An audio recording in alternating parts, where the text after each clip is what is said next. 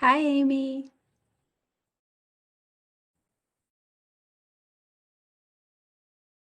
Is that Nicole? It is. Yay, my super duper tech guy showed up this morning and got us going. Woo! Hooray. That's excellent. I just wanted to make sure you were all set. Yes, and I went through the PowerPoint and add some talking points to it, and um, we should be good. Sounds good. Thanks so much. You're welcome. Now, will you need me as a facilitator? I know I responded that late last night. Yes, please. Okay, that'll work. Thanks. Thank you.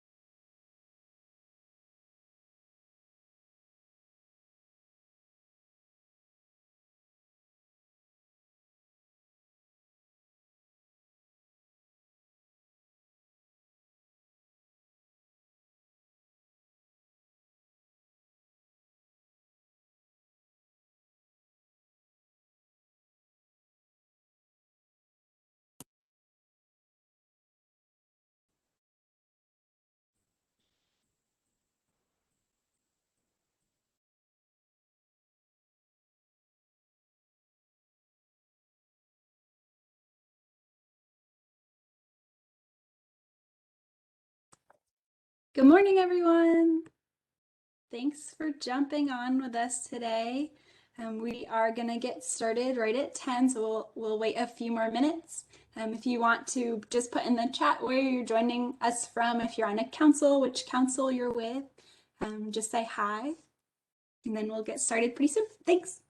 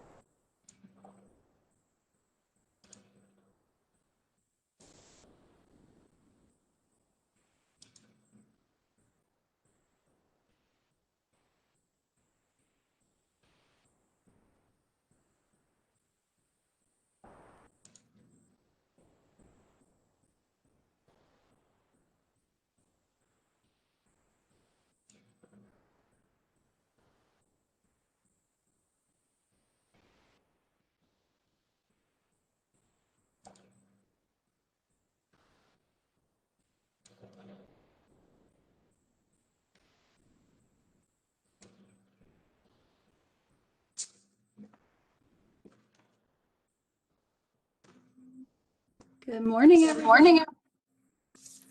Thanks for joining us. I have 10 o'clock here on my clock, so I think people are just kind of starting to roll on now.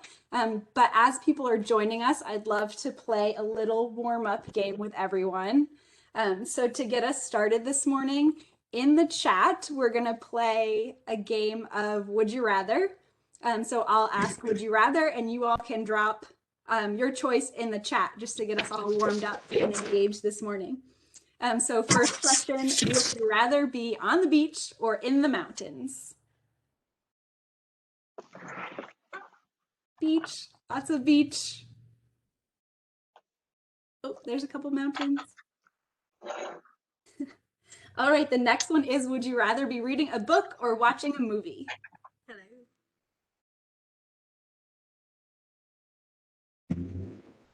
Okay, sounds good. Thank you. Lots of movies on the beach. Hello, Tara. Couple books on the beach. I'm good. All right, next, would you rather have a sweet treat or a salty treat? I speak with I have a meeting this afternoon. Yeah, thanks y'all for playing along with me. And last one, do you prefer March Madness or Derby? Okie dokie. I will get back with you as soon as I know. I love to see all of your responses and hear from y'all. It's so great. Both and neither from Elizabeth. All right, guys. So thank you all so much. Just a couple housekeeping notes. I believe you're all muted. If you did call in from a phone, just double check that your phone is on mute. And then you're welcome to keep your cameras on during the presentation today. I have a couple of areas where I would love to have your cameras on. If you can't, you can turn them off. There are reactions in WebEx down on the bottom right of your screen. So throughout the presentation and our collaboration today, feel free to use a reaction down there to let us know your thoughts. You're welcome to add any questions in the chat throughout the presentation, and then we'll have hopefully some time for a live Q&A as well. And I'm sure that a lot of you are following us on social media, but we do have Facebook, Twitter, Instagram, and LinkedIn. We'd love to have you follow us and connect with us. If you're on a council, you are always welcome to tag us in your posts and share with us or share our posts. It's just a great way for us to stay connected. So we have lots on our agenda today, and we are super excited to be sharing a bright spot with you. If you are a part of a council, you know that this year we shared some examples of bright spots in our community where communities are using data-driven strategies to help increase kindergarten readiness. So we are super happy to bring you a bright spot today and have some conversations. So today we will share that bright spot with you. We will also have a networking opportunity, some time for collaboration in breakout groups. We'll do a report out to share what we learned, and then hopefully have some great follow-up conversations as a result of our meeting today. And then just if you do have any questions throughout this webinar, if something comes to mind, if you think of a bright spot in your community that you want to share, we are always happy to hear from you. I'd love to have some additional follow-up conversations with you. If anything really resonates with you today, feel free to reach out. So before we get started, I always like to really thank you all for the work that you do because it is so important. And our Lieutenant Governor shared a video, which we also shared on social media.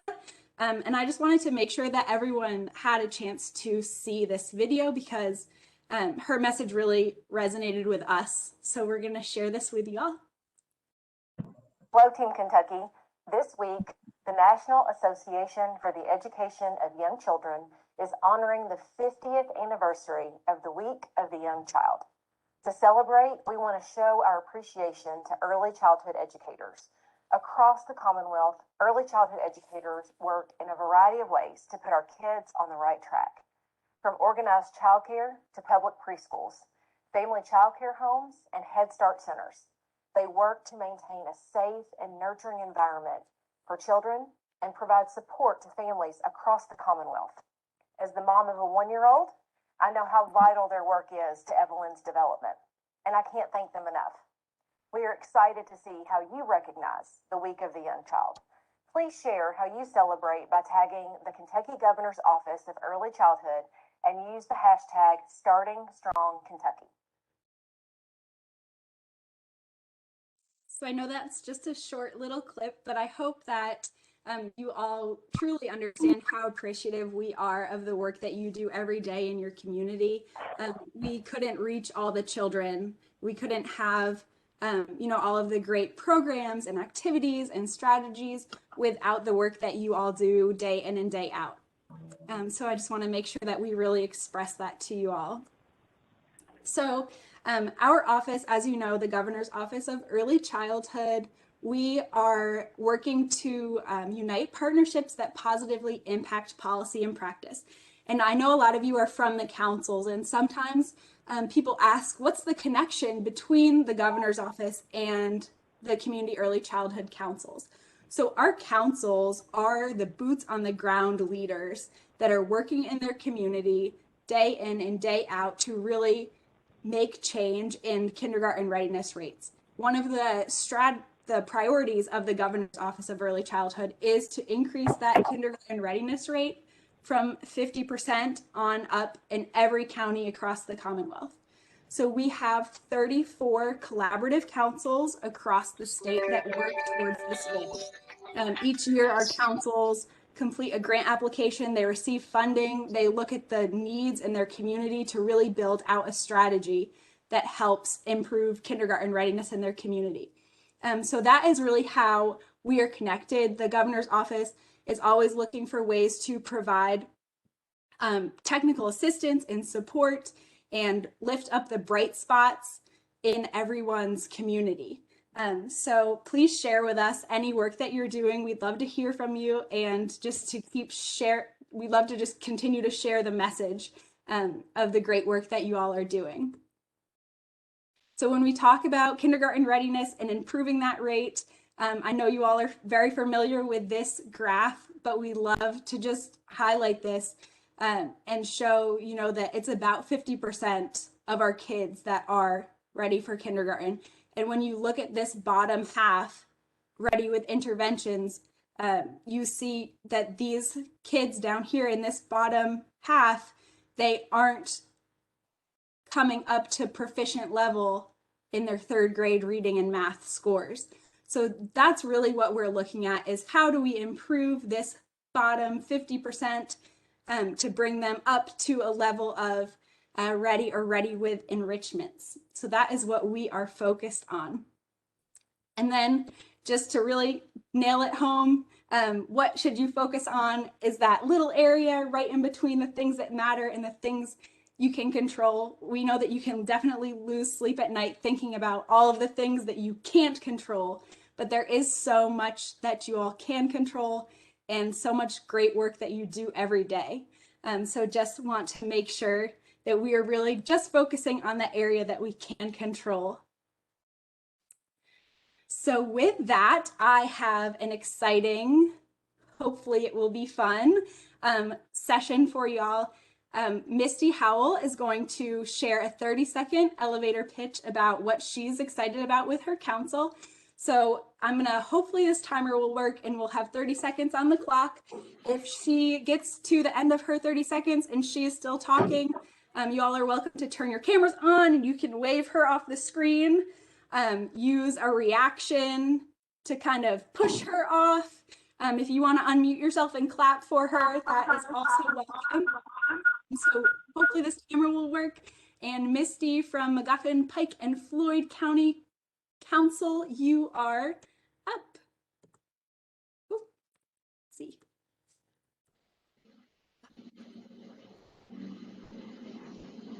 Let's see.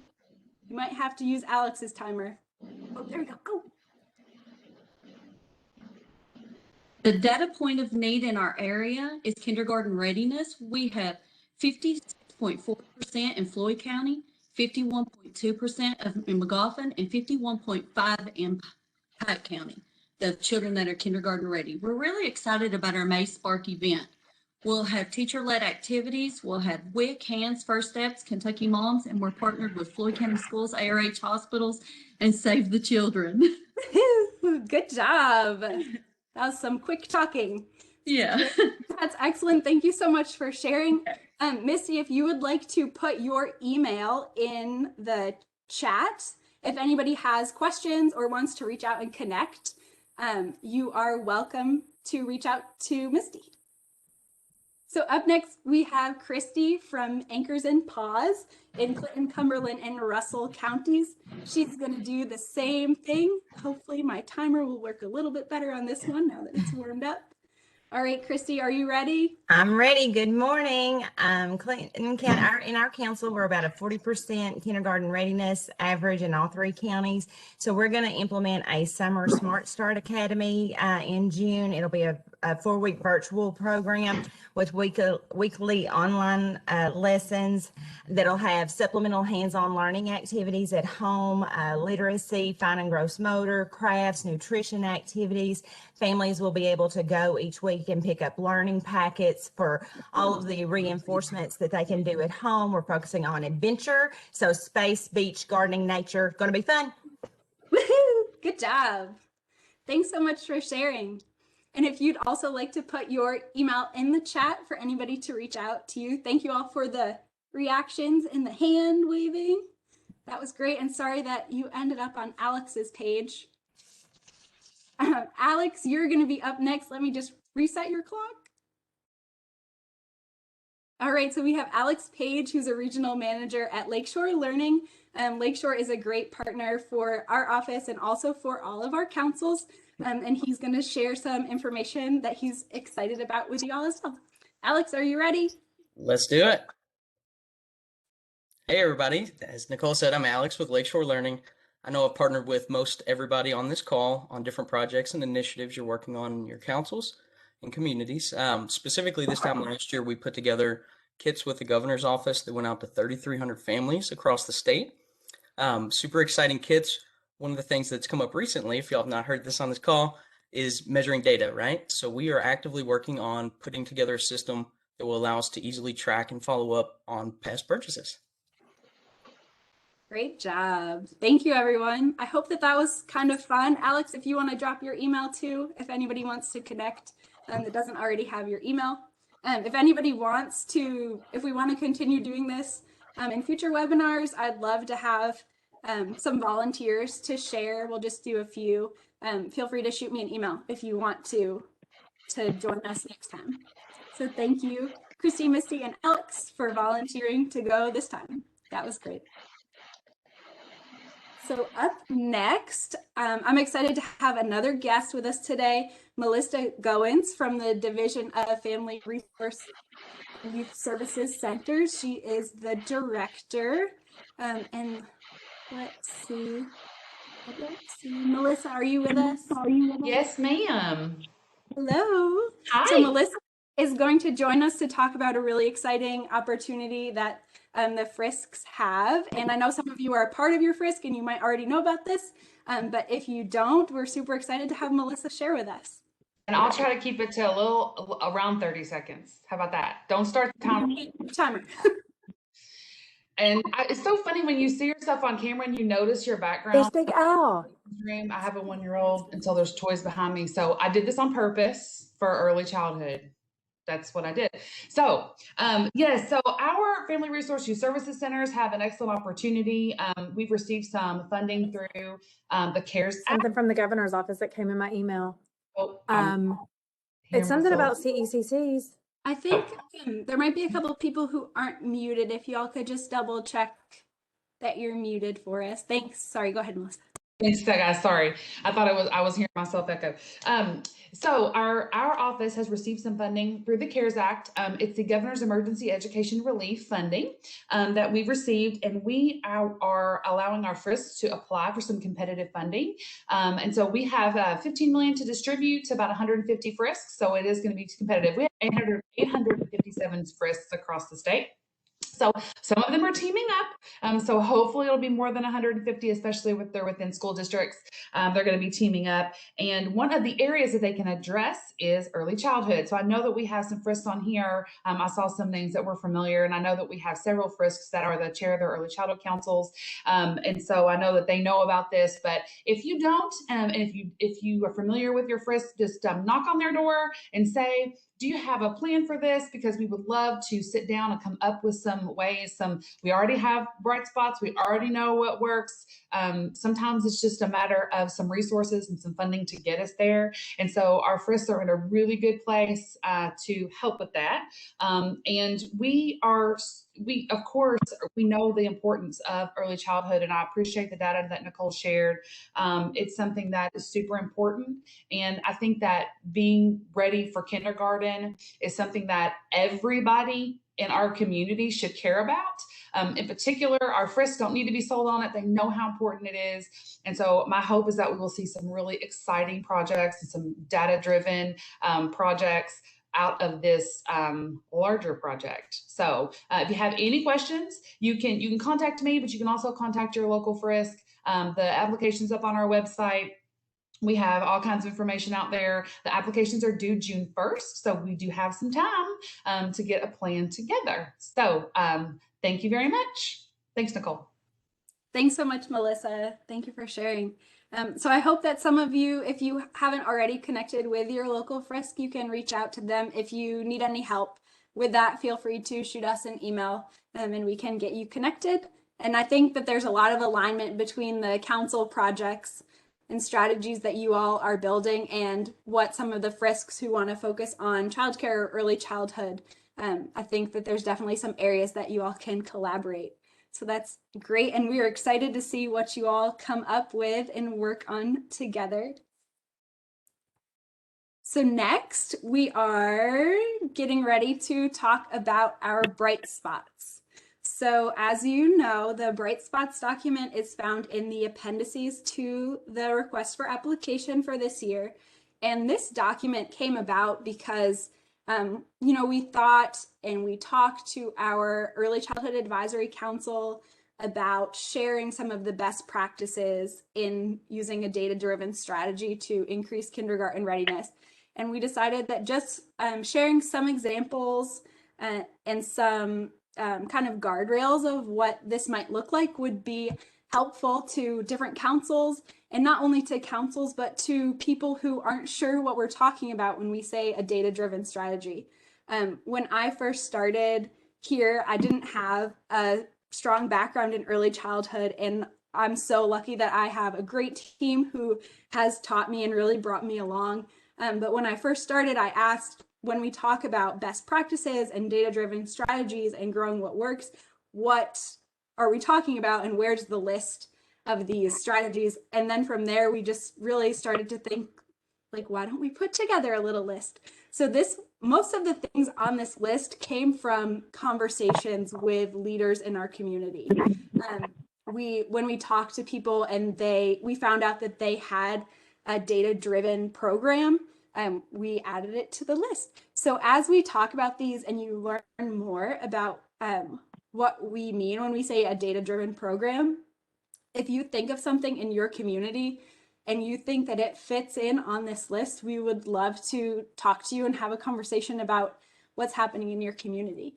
So some of the examples that are shared in the appendices are home visitation programs like HANDS, programs that focus on building vocabulary, screeners for early childhood, developing early literacy through programs like the Dolly Parton Imagination Library, being enrolled in a high quality public preschool, Head Start or early Head Start, using kindergarten transition best practices, and then blending funding to better serve families. So today we're super excited because we have Amy Smith from Pulaski County with us. And she is going to be focusing on blending funding to better serve families through a program that they have at their Memorial Education Center. So blending funding to serve families. What Amy Smith and the Memorial Education Center, they put together a way to have half-day preschool and half-day childcare program, collaborating with members of the community and with child care centers. And they found that when they combined these two programs, they had a measurable increase in kindergarten readiness. And we really do mean that this was a measurable increase. So when we look at what that increase was, this is the data from Amy. So this shows that in 2017, children that participated in the program, this was their kindergarten readiness score, 63%, compared to the local rate of 45 and a state rate of 50. And then when you look at 2018, the numbers are even more impressive. And Amy will talk about how she found this data, where she pulled it, and kind of how it came about that she shared this with us. So without further ado, I'm going to turn it over to Amy Smith to talk about her program and introduce herself. Thank you, Nicole. Good morning. Let's see, there we are. So thanks, Nicole, for the introduction and kind of introduction to our program a little bit, and to the Kentucky Governor's Office of Early Childhood for allowing me to participate in today's meeting. So let's talk about a little bit about how our program came about and the programs that we provide here at Memorial Education Center. So in 2000, Memorial Education Center was opened with the mindset that we were going to provide preschool for 3 of our 8 elementary school districts. So due to the need for childcare, Memorial currently provides preschool and childcare for the 8 elementary school districts. It is not all preschool, but it is a combination for those families that might need what we call that wraparound service. Around 2013-14, our preschool program became half day. So that decreased the number of preschool classroom staff that we have. certified and classified. At that point, we looked at how can we provide a full day service for our students that may need it because their parents are working or their parents are in school. So this is kind of where the extended care program that we're going to talk about today came about. So one of the questions that you might have is who were the key players in making this happen? And even in the year that it began and currently, the key players include the preschool coordinator, the classroom teachers, the child care director, office staff, and licensing staff, because they come annually, that approve the classroom space and the programs that we provide. We also collaborate with our food service and our Frisky coordinators in our district. Right? So let's look at the classrooms in general and how that setup is. Each of the extended care classrooms have the same materials as the preschool classrooms, and they're set up based on the early childhood environment rating scale. We are a licensed one facility for our child care. One of the things I didn't mention outside of our wraparound is we also have 6 weeks up to preschool age. So a lot of times we get the children that's in our program since they've been 6 weeks old. We do annual training that focuses on assessments, screenings, families, and meeting the student needs for which we're serving in the district at that point. Both of these programs use the same screeners, and we also use the same curriculum. However, our continuous assessments are different because we wanted to meet the needs of the students in each of the programs. Collaboration with our preschool teachers on lesson plans and classroom activities occur between the child care facility and preschool. This is a collaboration that occurs weekly, but it can also occur daily because you guys know that things change and there might be something come up that we need to tweak a lesson plan or an activity that we're doing. So they do collaborate frequently. We share lesson plans and input occurs from both programs because we want to make sure that we are meeting the needs of our students enrolled in both programs. If a student attends both the preschool and extended care classrooms, then both the preschool and extended care teachers work together to provide activities to challenge the students. So that's a question I get a lot of times is what can you provide in the wraparound program, the extended care classroom, that they're not getting in preschool? And one of the things that we talk about is that it's an extension of the skills because we want to make sure that we're not providing the same activity, but we're maybe providing the same skill outcome.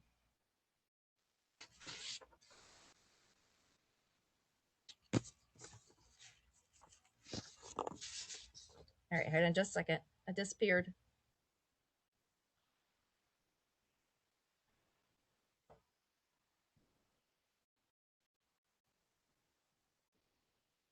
Oh gosh.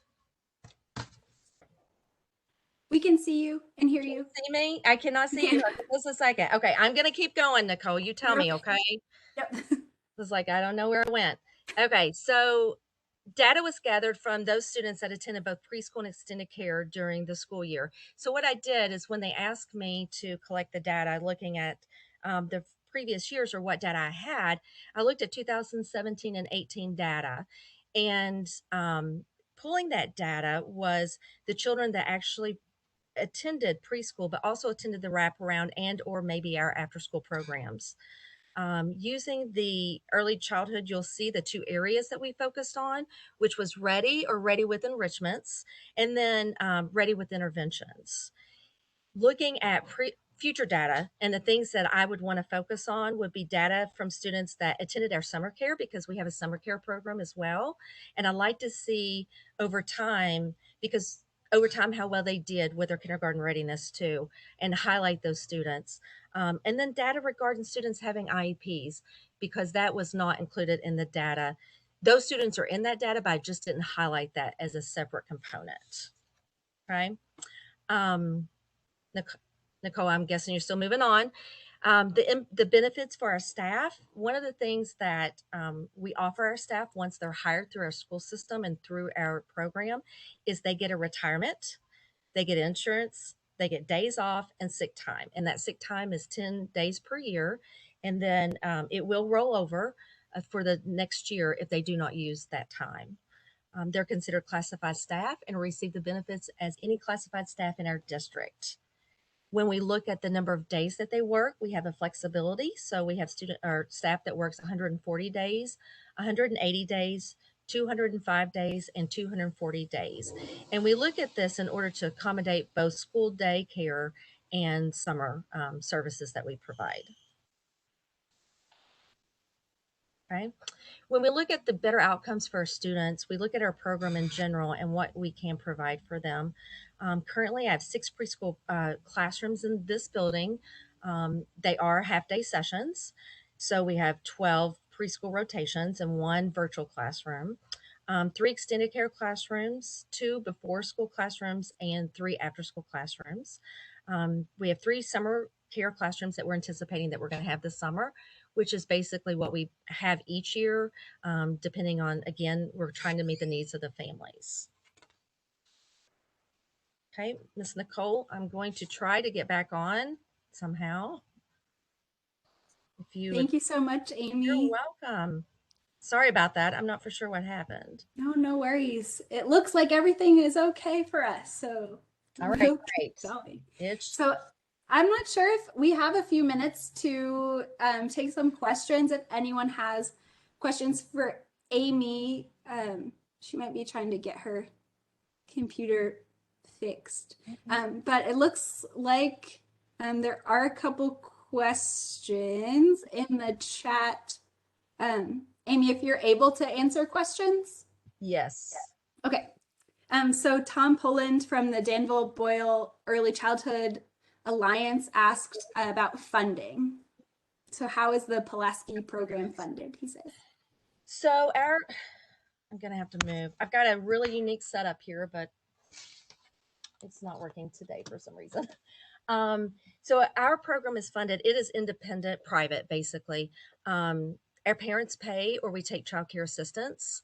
And then sometimes I might have it is tuition based, and I might have a situation where I would have scholarships for a couple families. So it just depends on where the family falls, whether they qualify for child care assistance or they get assistance through our college, because we also take that. If they're a full-time student, then our college has a program that they provide child care through them at a certain amount a day, and then a private payment. Thank you, Amy. Does anybody have any follow-up questions on that? You're welcome to unmute yourself as well. Hey, Nicole, it's Amy Neal. Amy Smith, can you just clarify what I think I heard you say is that you've got a multitude of funding streams that you're blending and braiding to make this happen? Yes, that is correct, Amy. So, and most childcare facilities are pretty familiar with what the funding that we have, because they probably get it as well. But we take the childcare assistance that the state provides for families that qualify. We also, if they're in grandparents or foster or something, we take twist payments. And then we also take, our community college offers a program where if they're enrolled in the program, then they can qualify for child care assistance. So we take that funding. And then we also take private funding, which is the parents pay a tuition cost. So there's a couple questions on here. Do you want me just to keep answering those, Nicole? Sure, go ahead. The next one, it looks like, who provides the extended day programming? Okay. So our extended day program, Ms. Shannon, I have hired staff that is hired through the district, but they're under child care program. So they get the same training as 15 hours a year that's required. And they also get additional training as needed in collaboration with their preschool staff. So it's actually licensed underneath Pulaski County Schools. And then I see a question from Mr. Tom. How many students do we serve? So each classroom, we also look at space just like it would in the preschool classroom. So we can serve up to 20 in a classroom. Mandated right now, we increase our numbers, but we were at 15 per classroom. But with 2 half-day sessions and wraparound, we've been serving, anytime in the summer with 6 weeks all the way up to 8, because we do school age children as well in the summer and on breaks. then we usually serve about 114 to 130, 40 kids, depending on the need. So the next question that Christy asked is this only for 3 and 4-year-olds? So Miss Christy, I do have an opportunity for families that are living at a district, but they work in our county. So they need local childcare. They're not enrolled anywhere in preschool or anything, but they don't qualify for our program. And so they enroll full time into that program as well. So there's a lot of opportunities for things to occur. Thanks, Okay. Amy. We have another question from Amy Neal. She's asking for you to tell us a little bit about the journey, because we know when we talked that this was a difficult lift and it's not always smooth sailing right off the bat. So can you talk to us a little bit about the journey? Sure. So it is, one of the things I've talked to a couple of people in the state about how they can maybe potentially start this or collaborate with other childcare facilities in their area. And I think starting out new is the hardest thing to get over that hump is who do I contact to set up a childcare program in my building? Where's the funding going to come from? How do I start? Who needs to be certified to do this? Where do I find people to work for it? So, one of the things that, as I said earlier, is to reach out to the licensing to get some information from them about what the expectations are. They're really nice about coming and looking at your facility, telling you things that you might need, the placement of the classroom. And for those of you that are familiar with Eckers in your preschool classroom, that's how we basically set up the preschool age classrooms. Another thing is reaching out to your school for the support, because superintendent is very important to have on board about the programs that you're going to provide. Just getting started. But once you're started and you've got everybody in place and people do their trainings and you've got a tuition, you're going to do handbooks, you're going to do the same thing you do for preschool. It moves pretty smoothly after that.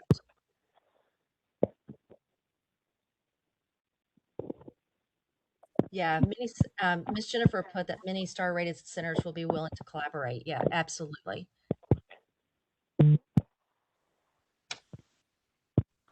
Thank you all so much. And thank you for those questions in the chat. It's a great opportunity to really get to talk to somebody who is doing this and making it work and having some really great outcome data as a result of this program. So thank you, Amy Smith, for sharing, and thank you everyone for your questions. We will probably have some time at the end for additional questions if you have any, so feel free to hold on to those or drop them in the chat. So now we are going to move into breakout sessions. We have a great group of facilitators who very graciously volunteered to help facilitate. So thank you so much to our facilitators today. Amanda Adkins is going to put everyone into breakout groups here in just a second.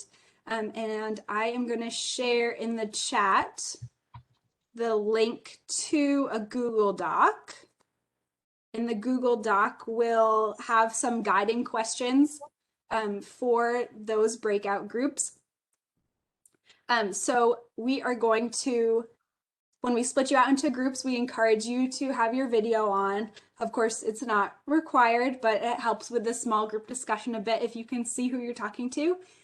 Please allow everyone to speak when you go into your group. Your facilitator will help encourage conversation. And then we'll have about a 20-minute session. You'll see a 2-minute warning. And then after the 2-minute warning, a 60-second countdown will show up on your screen. And then you will be sent back to the main room to do a report out. If you have any technical issues, just remember the name of your facilitator. And when you get back into WebEx, into the session, Amanda will help get you back into the correct group. And if you have any issues when you are in your breakout group, just click the help icon and that will send Amanda Adkins over to help you out. So with that, hopefully everybody has that Google Doc available to them, and we are going to head into our breakout rooms in just a second.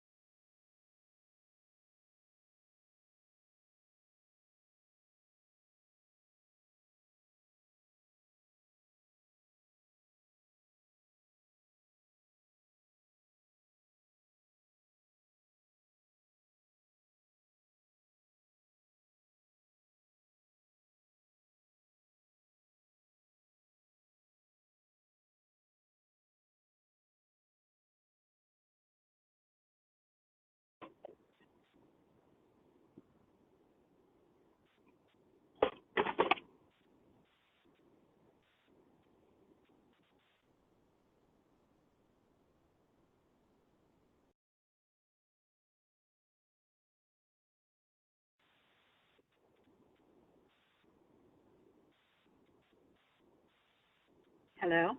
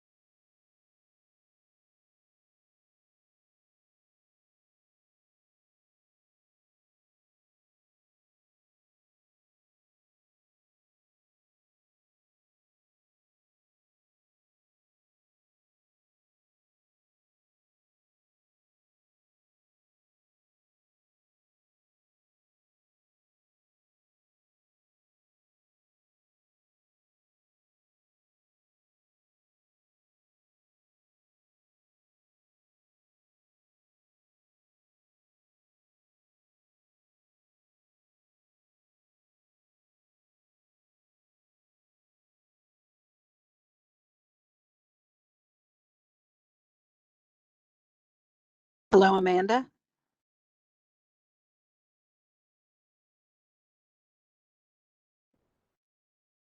Hi, Amanda. I was cut off. I was in Amy Neal's session.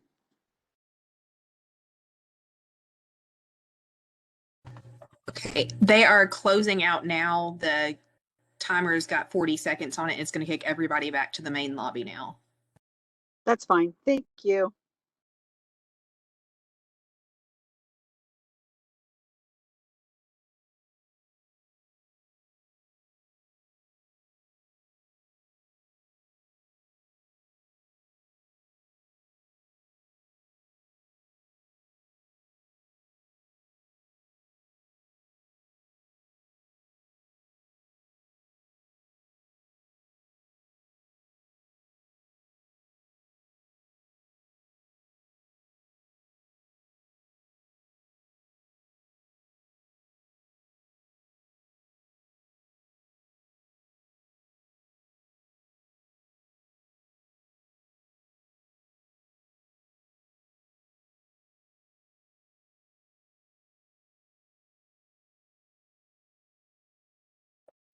Hello, everyone. Welcome back. I hope you had some great conversations with your groups. I know ours, we shared a lot and had conversations both in the chat and on the video. So it was great to hear from everybody through all of the means possible. So I want to go ahead and just do a little bit of a report out on what we learned. So I am just going to ask our facilitators to speak on behalf of their group, or if a group member would like to share as well, that you're also welcome to jump in. So we just have a couple of questions for you to share. So the first question that I'd like to ask you to share on is, did your group feel like this was a need in your community? And anyone is welcome to just jump on in. You got cooking with the thumbs up. Did you want to share? Oh, I can. I was just saying, I agree. We did talk about it, and yeah, it was definitely a need. And we did talk about how with every community being a little different, again, we kind of equated it to stone soup, where everybody brings something else to the soup, and then but the soup then gets shared by everybody. So if every organizations, whether profit or nonprofit or faith-based and all those kind of things, could contribute something to the general good of the community, I think it would definitely help out. What that soup looks like for each CECC, of course, is going to be a little different, but we talked about several, we jumped around a lot. We talked about several key partners, several different stakeholders to think about and whatnot. So definitely. So does anybody else want to share on that question of if this is a need in your community? Hey, Nicole, this is Christy. I'll be happy to share. Thank you so much for leading this conversation today. And thanks to Amy Smith for sharing some great ideas. Our group definitely thought that that was a need. We also recognized from another nonprofit that was in the group that sometimes for families, if they're in trying to figure out where their receiving school is going to be, because sometimes child care centers are located in a county, but they go to a preschool in the city. And so just communicating where those boundary lines are, sometimes that transportation piece gets hard, that they may be in a child care center in the county, but they should be going to a preschool program in the city or vice versa. So, just working with families to communicate on the front end before they have to get stressed out about what that looks like. So that was a great perspective from a parent and the community perspective. Thank you, Christy. So the next question that I'd like for us to touch on is if there are any barriers that came up within your group. Anyone like to take this? This is Ellen. Sorry. This is Ellen. One of the barriers that was having being educated about the importance of the first 5 years, supporting really from 5 and that development that happens in not necessarily everybody in the community recognizes the importance of that, and maybe just getting that awareness and building that awareness with businesses and other community members who are going to benefit from being kindergarten as grade, as well as high school, as well as waiting, coming back to be part of the workforce in the community. So really focusing on that. Let's be ready to start this from the get-go. Absolutely. Thank you, Ellen. I think our group was pretty similar to the awareness, the buy-in, why businesses should care. We also talked about kind of internal barriers amongst the councils. If something is working really well in one area, how do we disseminate that information quickly to the rest of the group? And do we build some sort of an internal communication system that gets that out pretty quickly? And then also, you know, if there is a one individual like Amy Smith came on and talks about her program, there's a subject matter expert that does something really well. So if you do have a question or want to connect people to get that information, you know to go to XYZ person because they blend well with Head Start and whatever the case may be. So maybe create some sort of a communication resource tree for the councils on those subject matter experts. Yeah, and just to kind of follow up with what Patrick said, we had a really interesting conversation around maybe thinking of building some sort of toolkit or template for some of our councils as they're thinking about having these conversations locally, so that they have some sort of, number one, really messaging that they can take to their partners, but then also, again, we're creating that real connected, interconnected group of folks that are all music. So I think that that was a really great opportunity to think about that came out of ours. One of the interesting barriers that was discussed, and I think I don't see everybody's face, but I'm pretty sure when I say it, everybody's going to start nodding, is kind of the unintentional competitiveness around some of these early childhood programs locally, and how difficult it is to try to navigate and talk with partners when there are these kind of unintentional situations that happen locally. So again, creating something like a toolkit to help navigate some of those issues is great. So that's what came out of our group, Nicole. Thank you for sharing. It looks like some people are having trouble with audio. I'm going to put a message in the chat. Bear with me for 1 second. Or if I can ask Amanda Adkins, if you could put a message in the chat if anyone is having trouble with audio, you may need to turn your video off or disconnect your audio and then reconnect it. And that may help with some of the sound issues. Sorry about that, everyone. Okay, so the next question, and I think that this relates to what we were just talking about. Who are some of the key partners that you may need? I know we talked about, the councils, we had a home visitation representative on our group, and we had someone from a public library, and just really thinking about all of those different partners. Is there anyone that we haven't mentioned that your group talked about who would be a good partner in this?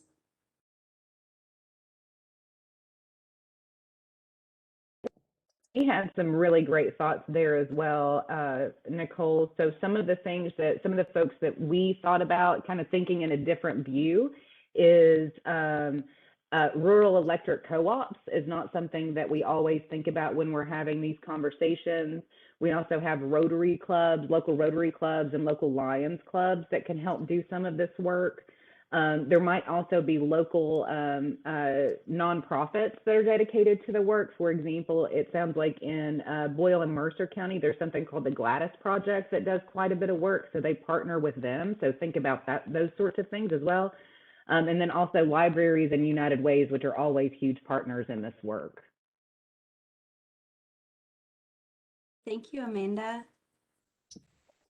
So the last question, I'll kind of combine these two. So if there's anything similar that's happening in your community, similar to what Amy Smith's group is doing in Pulaski County, or if you had any aha moments when you were talking, I know in talking to my group, I definitely had one. We talked about some of the challenges in having a wraparound room versus having full day preschool.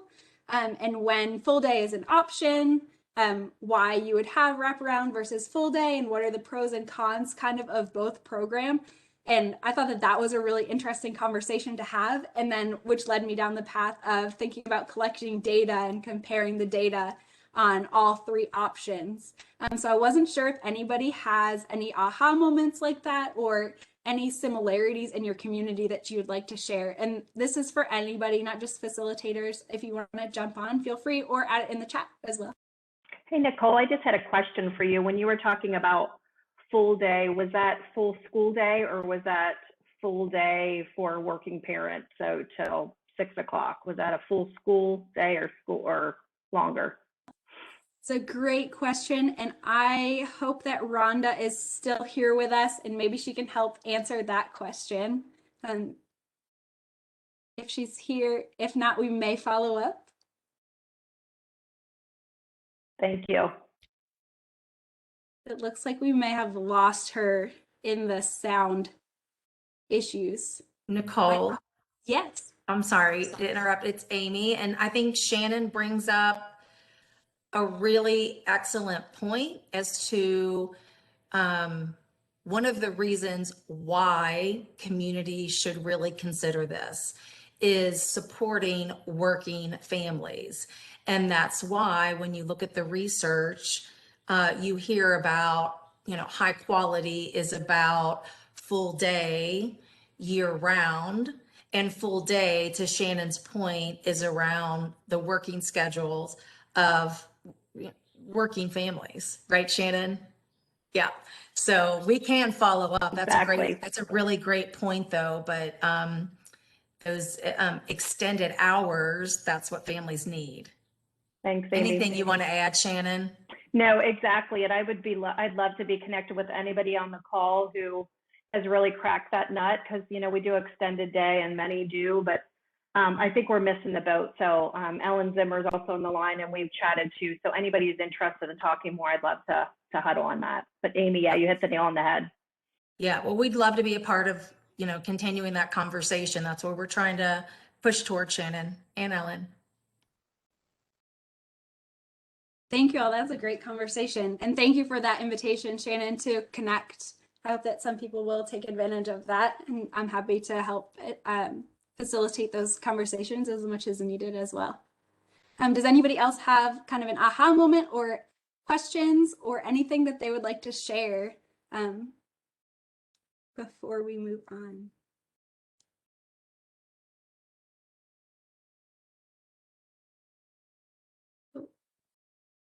Let's see, I think there's a question in the chat. Give me just a second. Mary Kay Connolly shared that in Covington, we're connecting with healthcare nonprofits serving Latinx families and businesses that are providing a platform to share information. Thank you so much, everyone, for sharing all of your information and your thoughts. These are just great conversations to have and to really connect with others who are interested in the same areas as you, and learn that even though we are separated over a big state with lots of different geographical regions, we are all on the same page and we're all working towards the same goal. So I really hope that we will keep connecting over these conversations in the future. So with that, we have some final thoughts here, a few important dates. We are going to wrap up a bit early today, and I'm happy to give you all a bit of time back. I know our councils have a big deadline of their grant applications, so I hope that when we finish up early, if you have questions, I will be here. You can send me an email or call me if you need anything. We are here. Those applications will be due on the 30th by email. You don't need to put it in the mail. No worries about getting postmarks done. Just by midnight, 11:59 on Friday is when those will be due. So make sure that you get those into us. And the next webinar will be June 30th for our councils. The next big webinar will be June 30th.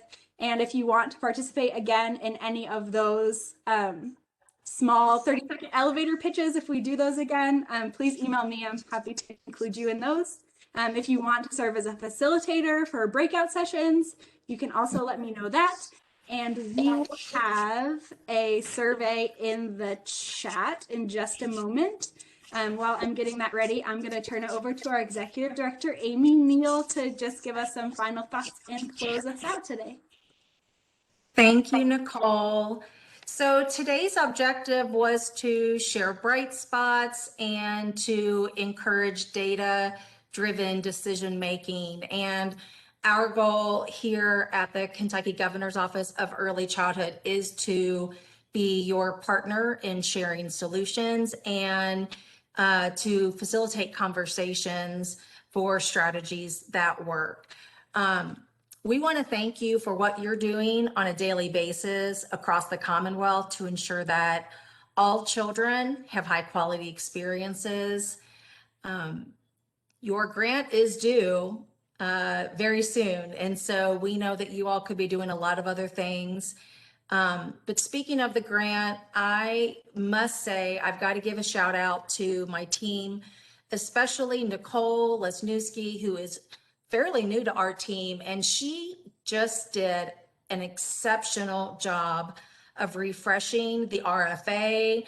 I see some cheers. I have had so many comments from folks saying how user-friendly, how streamlined, and thank you, thank you, thank you. So Nicole, you rocked it out. We're so excited to get your all's grants this year.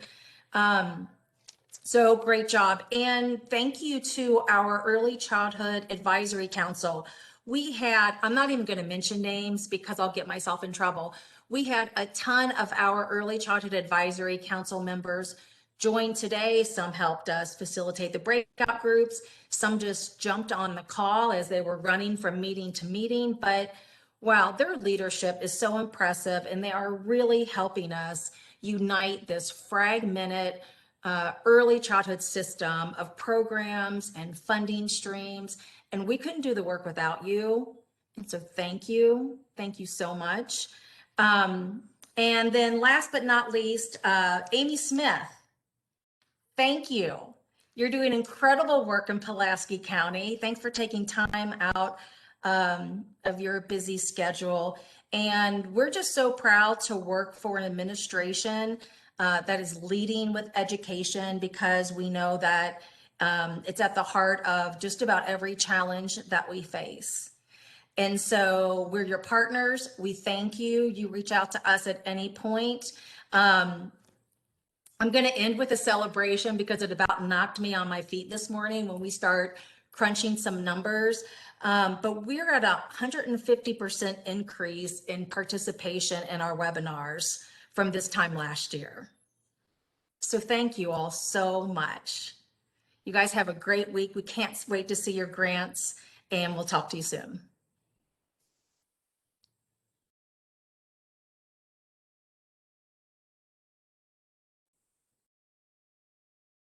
Hey, Nicole, I'm trying